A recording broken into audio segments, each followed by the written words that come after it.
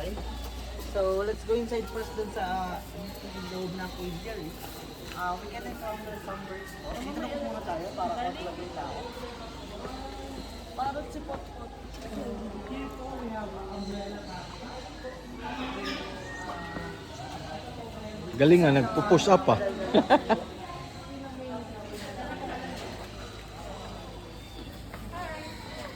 Galing niya. Po, kahit tinawag ko siyang umbrella kakito dahil sa head niya. And then, doon po pala pwede po ma-encounter may nagiging so, pwede po ng family picture and solo picture doon. Pero wait lang dito yung turn natin. You can try to feed po, halapitin lang po kamay niya. Sige, sirs.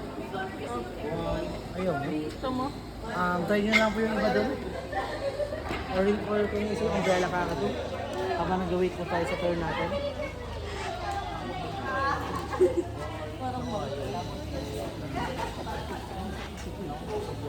Busog na sobrahan sa kain. Ito po sa try nyo po. Ayan na. Magka... Ay! Ayaw nyo. Ayaw. Sarso, ikaw. Si Cersei.